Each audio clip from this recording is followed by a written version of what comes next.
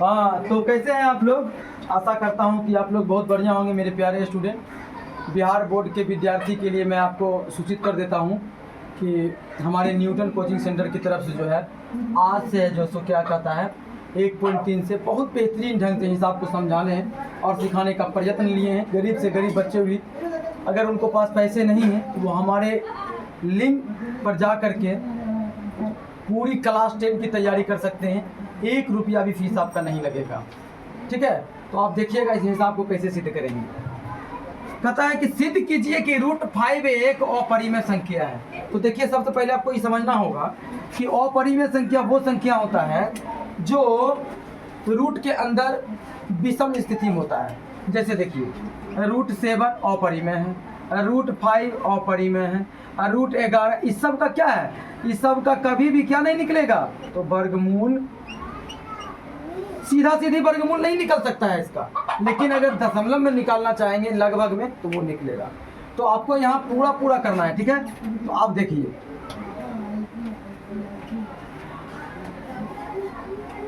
जैसे ही आप ये देख लीजिएगा कि यहाँ अपरिमेय लिखा हुआ है तो आप यहाँ पर पहले हल लिख लीजिए। हल के बाद आप को लिखना होगा माना कि √5 एक, यहाँ अपरिमेय लिखा हुआ है तो आपको परिमेय मान लेना, उल्टा परिमेय संख्या है। क्या कर देना है? माना कि √5 एक क्या है? परिमेय संख्या है। ध्यान दीजिए, परिमेय संख्या बोले तो क्या? बोले तो P/Q। अब इसके बराबर में आपका क्या आ जाएगा? √5 आ जाएगा। अब क्या करिएगा बाबू, यहाँ पर लिखिएगा कि जहां Q not equal to 0, P और Q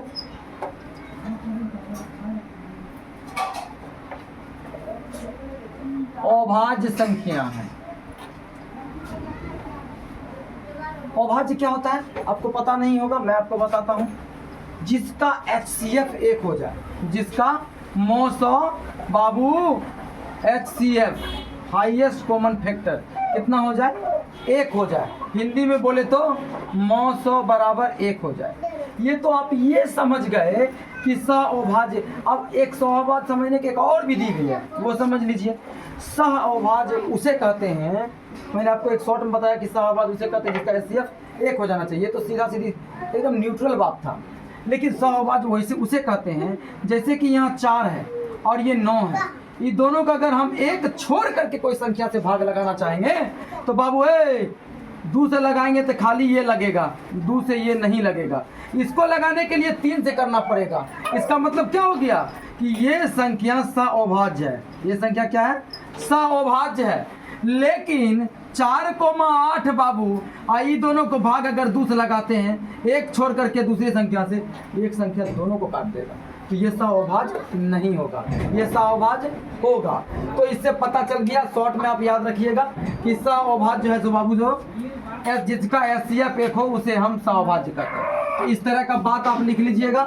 उसके बाद आपको क्या करना है बाबू, ये देखिए, यहाँ पर ऐसा चिन्ह लगा देना है और यहाँ लिखना है दोनों तरफ वर्ग करने पर। ठीक है बाबू, दोनों तरफ क्या करने पर? वर्ग करने पर। तो कौन संख्या को वर्ग करिएगा? तो देखिए √5 अब P/Q को वर्ग करिएगा। इसको वर्ग बाबू ऐसे कहा जाता है, देखिए देखिए, ये हुआ वर्ग। अब देखिए यहाँ ये स्क्वायर रूट कटेगा तो यहाँ सीधा 5 आएगा, और यहाँ जो है इसके लिए भी P² और इसके लिए भी Q² हो जाएगा। अगर इससे इसको मल्टीप्लाई कर देते हैं तो 5Q² और इधर से हो जाएगा आपका P²।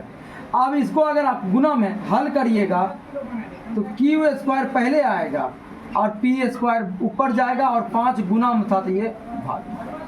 इसको आप आराम से समीकरण 1 कह सकते हैं। इसको आराम से आप क्या कह सकते हैं? समीकरण 1 कह सकते हैं बउआ। समझ में आ गया ना? Yes sir. तो आपको क्या करना होगा बाबू, देखिए अब आप क्या देख रहे हैं कि 5 नीचे है तो 5 जो है तो क्या पी स्क्वायर को भाग दे रहा है। तो अब यहाँ पर लिखना है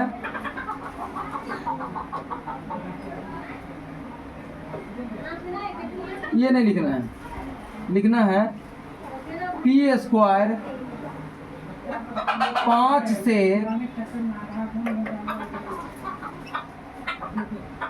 विभाज्य है, भाग हो रहा है। 5 से पी स्क्वायर में क्या हो रहा है, भाग हो रहा है।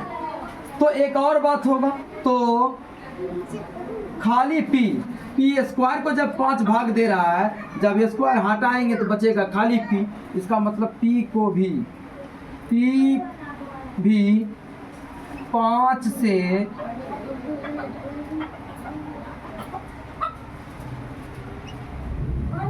विभाज्य है। बात यहाँ तक आपको समझ में आ गया होगा। जब सिंगल रूट रहे, रूट के अंदर सिंगल 5 रहे तो वो इसी तरह से बनता है।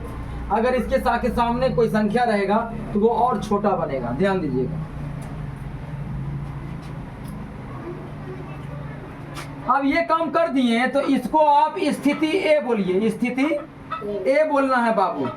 अब क्या करना है, फिर लिखना है माना कि, देखिए माना कि नीचे में क्या है बाबू 5 है, तो अब 5 को आपको क्या मान लेना है, माना कि P बराबर 5m, क्या मान लेना है बाबू, P बराबर 5m मान लेना है। ठीक है, ये देखिए ये जो भाग में है ना 5, इसी को आपको क्या करना है, फिर से रिपीट करके माना कि P बराबर 5m। अब देखिए जहां m कोई क्या है बाबू, पूर्णांक है, क्या है, जहां m क्या है, पूर्णांक है बाबू। इसी तरह से एग्जाम में भी लिखना है। तो देखिए अब लिखिएगा, अब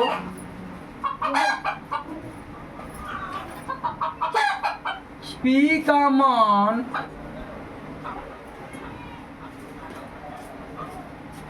समीकरण 1 में रखने पर, तो बाबू देखिए समीकरण 1 आपका ये है, क्या है बाबू, Q square equal to P square बटा का 5। अब इसको आप हल करना चाहिएगा। तो देखिए p का मान आपका क्या है, 5m है, इसका स्क्वायर कर दीजिए, नीचे में क्या है 5 है। अब इसको हल करिएगा तो यहाँ से क्या आएगा, 25m स्क्वायर आएगा, और नीचे से क्या आएगा 5। अब इसको आप काट दीजिए, तो Q square equal to 5m square, ये आया आपका रिजल्ट। अब एक काम करिए, आप इसको इधर ले आइए, 5m square equal to Q square. अब m square equal to Q square, ये गुना में है 5 तो आ जाएगा भाग में। आपने क्या देखा कि पहली स्थिति में जो भाग की प्रक्रिया थी वो 5 से पी स्क्वायर विभाज्य था, और इसी 5 को जब हम मान m लेकर के बनाना स्टार्ट किए तो फिर वही 5 अब q को भाग दे रहा है। इसका मतलब ये हो गया, इसका मतलब ये हो गया कि 4 और 8 को जब हम भाग कराएं एक छोड़ करके, तो ये दोनों को एक ही संख्या काट रहा है, यहाँ भी यहाँ भी। इस स्थिति में P और Q भाज्य विभाज्य हो रहा है, लेकिन ये सअभाज्य नहीं होगा, सअभाज्य नहीं होगा। सअभाज्य नहीं होने का शर्त, जब दो कोई संख्या में एक छोड़ करके किसी दूसरी संख्या से भाग देने पर वो दी गई दोनों संख्या पूर्णतः कट जाती है। जैसे 4 और 8 एक छोड़ करके 2 से भाग दिए, ये दोनों को काट रही है। इस स्थिति में सअभाज्य नहीं होगा। सअभाज्य कब होगा, जब 4 और 9 लेंगे और जब एक छोड़ करके दूसरी संख्या से भाग देंगे, ये इसको तो काटेगा लेकिन इसको नहीं काट पाएगा, तब होगा सअभाज्य। तब तो होता है ना HCF बराबर 1, जब संख्याओं का HCF पूर्ण होता है। ठीक है, तो ये आप समझ गए होंगे बहुत अच्छे ढंग से। तो आपको फिर यही बात यहाँ पर भी आपको लिखना चाहिए था। ठीक है, तो कैसे लिखिएगा, तो लिखिएगा क्यू स्क्वायर 5 से क्या है, विभाज्य है। विभाज्य मतलब भाग हो रहा है, ये हो गया। फिर आप क्या करिएगा, Q भी 5 से विभाज्य है बउआ। ये देखिए, जो बात हमनी के यहाँ लिखल बा वही बात हमनी के यहाँ लिखा था। तो ये बात आप लोग को समझ में आ गई बात, ठीक है। तो देख लीजिए बाबू, ये हो गया।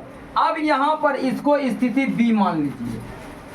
ये ऐसा हम इसलिए कर रहे हैं ताकि हम चरणबद्ध जब लिखेंगे तो पूरा साफ साफ लिखेंगे। तो आपको कुछ क्षण के लिए मैं मौका देता हूँ, स्क्रीनशॉट वगैरह मार सकते हैं, क्योंकि उसी चीज़ को अब हम यहाँ पर लिखने वाले हैं। तो इस साइड की चीज़ को हमको मिटाना पड़ जाएगा, ठीक है। देख लीजिए,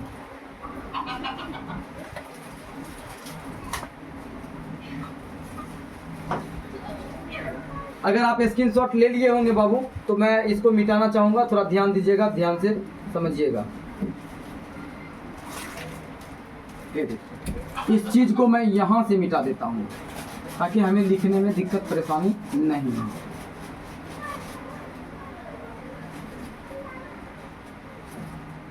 देखिए बाबू, अभी आपने स्थिति ए, इससे पहले जो यहाँ मिट गया था वहाँ स्थिति ए था और अब स्थिति बी है। तो अब आपको प्रेम से लिखना होगा। स्थिति ए और बी से स्पष्ट होता है कि स्थिति ए और बी से स्पष्ट होता है कि पी तथा क्यू दोनों विभाज्य है। तो अब यहाँ पर लिखिएगा, स्थिति ए और बी से स्पष्ट होता है कि P और Q दोनों, ये जो P और Q दोनों क्या है, विभाज्य है। दोनों क्या है, विभाज्य है। दोनों 5 से विभाज्य है, ठीक है गुड्डू। ये समझ में आ गया होगा कि स्थिति ए और स्थिति बी से स्पष्ट होता है कि P और Q दोनों 5 से क्या है, विभाज्य है। अतः P तथा Q समभाज्य नहीं है। अतः P तथा Q समभाज्य नहीं है, ठीक है। तो यहाँ पर लिख लीजिए, अतः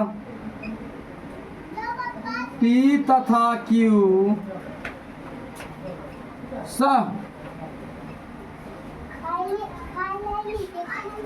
समभाज्य। समझ में आ गया बाबू। अतः P तथा Q समभाज्य नहीं है। पता है ना, क्योंकि एक संख्या जब दोनों संख्या को काट रहा है तो इस समभाज्य नहीं होगा। और इस स्थिति में हमारी मान्यताएं गलत हो जाएगी। हमने क्या माना था परी में, तो अब हमको लिखना पड़ेगा हमारी मान्यताएं गलत है, इसलिए हमारी मान्यताएं क्या है बउआ, गलत है। अतः √5 एक क्या है, अपरिमेय संख्या है गोपाल। अपरिमेय मुमपान है रे, बोले ना रे, संख्या है। अपरिमेय संख्या है। लड़की बताओ क्या है अपरिमेय संख्या, समझ में आ गया तुमको? Yes sir. देखो अब तुमको इस हिसाब को बहुत अच्छे से मतलब, थोड़ा लंबा है लेकिन कुछ मुमकिन नहीं है। कोशिश करने वालों की कभी हार नहीं होती, अब बिना कुछ किए जय जयकार नहीं होती बाबू, ठीक है। तो कोशिश करते रहिएगा तो आपको सफलता जरूर मिलेगा। इतने बड़े बड़े दुनिया में साइंटिस्ट आए, बड़े बड़े बुद्धिमान आए, बिना कोशिश किए हुए कोई नहीं आए। सबों ने कोशिश किया और अपने अपने स्थिति पर पहुंच गए। तो आप भी विद्यार्थी हैं, आपसे तो आप तो कुछ भी कर सकते हैं बाबू। तो अब आप क्या करिएगा, 2026 की तैयारी में जुट जाइए। ऐसे ऐसे सवाल लेकर के मैं बिल्कुल आता रहूँगा। आपका बहुत बहुत शुक्रिया, आपने मुझे इतना समय दिया समझने बूझने के लिए, धन्यवाद।